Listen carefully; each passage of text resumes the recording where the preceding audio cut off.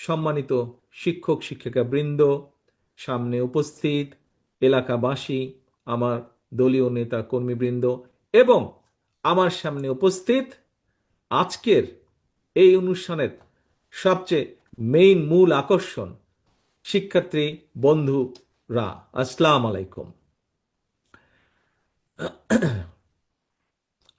অসংখ্য মেধাবী মুখের মিলনের আজকের এই মিলন মেলা, নিঃসন্দেহে এটা একটা ব্যতিক্রম ধর্মী অনুষ্ঠান। আমার বিশ্বাস আমাদের এই মেধাবী সন্তানদের মাঝেই কিন্তু লুকিয়ে আছে আমাদের ভবিষ্যৎ বাংলাদেশের নেতৃত্ব। যেই প্রশ্নগুলো এতক্ষণ ওরা আমাকে করেছে, এই প্রশ্নগুলো থেকে দেখলেই বোঝা যায় যে এরাই একদিন এদের মতনই সারা বাংলাদেশে ছড়িয়ে ছিটিয়ে থাকা লক্ষ লক্ষ ফারজানা, ইফরাজ, সাথী, সাবিনা, সবাই এরা ইনশাল্লাহ একদিন বাংলাদেশকে নেতৃত্ব দিবে। কাজেই প্রিয় বন্ধুরা, প্রিয় ছোট বন্ধুরা, তোমাদেরকে প্রাণ ঢালা অভিনন্দন, অসংখ্য শুভেচ্ছা। তোমরাই হচ্ছ আগামীর বাংলাদেশ, ভবিষ্যৎ বাংলাদেশ। স্কুল মাদ্রাসার আমার প্রিয় কিশোর তরুণ বন্ধুরা, তোমাদের মতন কিশোর তরুণ কিংবা আমরা যারা জীবনের একটা পর্যায়ে এসে পৌঁছেছি, আমাদের সবার জন্য কিন্তু একটা চরম সত্য হচ্ছে যে জীবনের যেই প্রশ্নটা আমাকে সাকিব মনে হয় করেছিল, জীবনের সফলতার জন্য কিন্তু কোনো সরি, সাকিব না, খুব সময় সাথী করেছিল, ও বোধহয় ডাক্তার হতে চায়, যে অঙ্ক ভালো লাগে না ওর। আহ, তার উত্তরে যদি আবারও বলতে হয় যে জীবনের সফলতার জন্য কিন্তু কোনো শর্টকাট, কোনো পন্থা নেই। কাজেই এখন তোমাদের হাতের কাছে হয়তো নানা রকম ইলেকট্রনিক্স গ্যাজেট থাকে, বিভিন্ন জনের হাতে স্মার্টফোন, ল্যাপটপ, ট্যাবলেট, ফলে প্রয়োজনীয় বা অপ্রয়োজনীয় নানা কিছু অনেক সময় দেখতে দেখতে সময় অপচয় হয়ে যায়। এবং এসব কারণে কিন্তু খেয়াল করেছি আমরা অনেকেই যে অনেকের পড়াশোনার মনোযোগও নষ্ট হয়ে যায়। এবং এই অবস্থায় কিন্তু সোশ্যাল মিডিয়ার নানা রকম প্রলোভন উপেক্ষা করে বিভিন্ন পর্যায়ে এই মেধা প্রতিযোগিতায় যারা অংশ নিয়েছে, আমি বিশ্বাস করি, আমি দৃঢ়ভাবে বিশ্বাস করি তোমরা সবাই মেধাবী যারা যারা অংশগ্রহণ করেছিলেন। কোনো কারণে এই প্রতিযোগিতায় যাদের অংশগ্রহণ করা হয়ে ওঠে নাই, আমি মনে করি তাদের মধ্যেও অনেক মেধাবী রয়েছে। কারণ প্রত্যেকটা মানুষের মধ্যেই কিন্তু কম বেশি সুপ্ত প্রতিভা লুকিয়ে থাকে। এবং আমাদের আগামী দিনের লক্ষ্যটাই হবে যে যে কেরাত প্রতিযোগিতায় ভালো তাকে বের করে নিয়ে আসা, যে হাদিসে ভালো তাকে বের করে নিয়ে আসা, যে অঙ্কে ভালো তাকে বের করে নিয়ে আসা, যে খেলায় ভালো তাকে বের করে নিয়ে আসা, এরকম সব প্রতিভাগুলোকে ধীরে ধীরে বের করে নিয়ে আসা এবং সুপ্ত প্রতিভা বিকাশের পথকে উন্মুক্ত করে দেওয়া। খন্দকার শামসুল আলম ফাউন্ডেশন স্বাধীনভাবে এই এলাকার আমি যতটুকু শুনেছি ৮০টিরও বেশি স্কুল মাদ্রাসায় একঝাঁক মেধাবী ছাত্রছাত্রীকে পুরস্কৃত করে, আমি মনে করি একটি গুরুত্বপূর্ণ বিশাল সামাজিক দায়িত্ব শুধু পালনই করেননি, একটি গুরুত্বপূর্ণ দায়িত্ব অব্যাহত রেখেছেন। আমি মনে করি আমাদের এরকম আরো বহু বাংলাদেশে আগামী দিনের জন্য এরকম শামসুল আলম ফাউন্ডেশন আমাদের দরকার।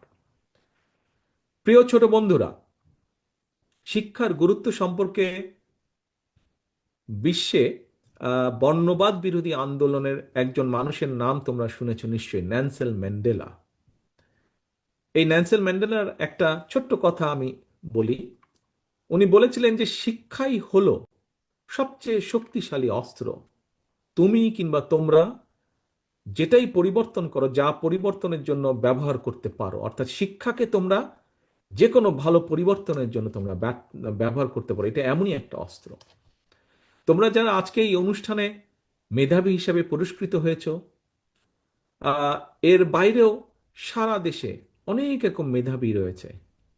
এবং তোমরা শুধু বাংলাদেশ নয়, শিক্ষার আলো দিয়ে আমি বিশ্বাস করি আমাদের এখনো বর্তমানেও সারা বিশ্বে বহু জায়গায় বহু মেধাবী বাংলাদেশি আছে যারা সেই সকল দেশকে বিভিন্নভাবে সামনে এগিয়ে নিয়ে যাওয়ার সাহায্য করছে।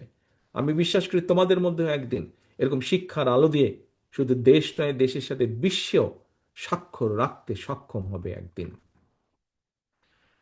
সারা দেশের স্কুল মাদ্রাসার প্রিয় কিশোর তরুণ শিক্ষার্থী বন্ধুরা, সকল ধর্মের ধর্মীয় নির্দেশনাও শিক্ষার গুরুত্ব সর্বাধিক। আমরা যদি আমাদের পবিত্র কোরআনের একটি আয়াত দেখি, প্রথম আয়াতটি হচ্ছে ইকরা বিস্মি রাব্বিকাল্লাজি খালাক, পড়ো তোমার প্রভুর নামে। তোমাদের জন্য এই মুহূর্তে তোমাদের বন্ধু হিসাবে, তোমাদের ভাই হিসাবে, যেভাবেই তোমরা মনে করো, তোমাদের কাছে একটাই আমার পরামর্শ, লেখাপড়া, লেখাপড়া এবং লেখাপড়া। আমাদের প্রিয় সন্তানরা, তোমরা ইতিমধ্যেই দেখেছ বিশ্ব বর্তমানে আর্টিফিশিয়াল ইন্টেলিজেন্সের যুগে কিন্তু প্রবেশ করছে। মেধাবীদের জন্য বিশ্বের দ্বার এখন উন্মুক্ত। জ্ঞান, বুদ্ধি, মেধা এবং যোগ্যতার প্রত্যেকটা ক্ষেত্রে প্রতিযোগিতা সর্বত্র। সুতরাং মাদ্রাসা কিংবা স্কুল, যেখানে তোমরা যাই পড়াশোনা করো না কেন, মনে রাখতে হবে প্রতিযোগিতামূলক এই বিশ্বে সম্মানের সঙ্গে যদি তোমাদেরকে টিকে থাকতে হয়, তোমাদেরকে যথা উপযুক্ত শিক্ষায় কিন্তু শিক্ষিত হতে হবে, জ্ঞানে বিজ্ঞানে পারদর্শী হতে হবে, ব্যবহারিক এবং কারিগরি শিক্ষায় দক্ষ হতে হবে। এবং নিশ্চয়ই আমার এই যে প্রশ্ন উত্তর, এখানে নিশ্চয়ই তোমরা বুঝতে পেরেছো যে আমরা সেভাবেই চেষ্টা করছি আমাদের দলের পক্ষ থেকে আগামী দিনের পুরো শিক্ষা ব্যবস্থাটাকে সেভাবে গড়ে তুলতে, সাজিয়ে তুলতে। আধুনিক জ্ঞান, বিজ্ঞান আর উদ্ভাবনী প্রযুক্তির এই সময়ে নিজেকে অন্যের চেয়ে দক্ষ করে তোলার যে একগ্রতা, একনিষ্ঠতা, এর কোনো কিন্তু বিকল্প নেই। সেজন্যই মনে রাখতে হবে, মেধা সহজতে হলেও কিন্তু মেধার বিকাশের জন্য প্রয়োজন সঠিক পরিচর্যা এবং প্রচণ্ড পরিশ্রম আর ইচ্ছা শক্তি। প্রিয় ছোট বন্ধুরা, একটি রাষ্ট্রের উন্নয়ন, সুরক্ষা এবং নিরাপত্তার জন্য প্রয়োজন উপযুক্ত শিক্ষা ব্যবস্থা। সেই লক্ষ্যকে সামনে রেখে তোমাদের জন্য একটা নিরাপদ রাষ্ট্র, নিরাপদ ক্যাম্পাস গড়তেই কিন্তু বাংলাদেশ জাতীয়তাবাদী দল বিএনপি ইতিমধ্যেই কিন্তু আমরা জনগণের সামনে 31 দফা ঘোষণা করেছি। এর অংশ হিসাবেই কিন্তু দেশের প্রচলিত শিক্ষা কারিকুলামকে সময়ের সাথে তাল মিলিয়ে শিক্ষাবিদদের সমন্বয় একটা বিশেষজ্ঞ টিম আমরা তৈরি করেছি, যারা ইতিমধ্যে অনেক কাজ এগিয়ে নিয়ে গেছেন। আমি তো প্রশ্ন উত্তর মধ্যে এই কথাটা তুলে ধরেছি।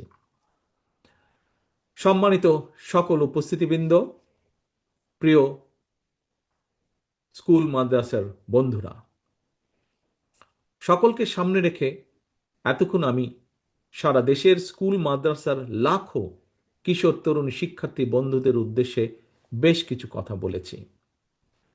ইনশাল্লাহ দেশে আসলে আমি বিশ্বাস করি সকলের সাথে সামনাসামনি বসে আবার কথা বলতে পারবো, কিভাবে আমরা দেশকে পুনর্গঠন করব, কিভাবে আমরা দেশকে সামনে এগিয়ে নিয়ে যাব, কিভাবে তোমাদের ভবিষ্যৎকে আরো মজবুতভাবে আমরা তৈরি করতে পারবো, আমরা এগুলো নিয়ে আলোচনা করতে পারবো।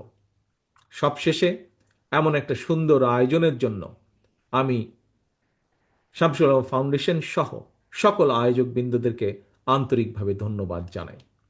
আমাদের যেসব মেধাবী সন্তানেরা এখানে উপস্থিত, তাদের গর্বিত পিতামাতা এবং পরিবার পরিজনদের প্রতিও জানাই শ্রদ্ধা।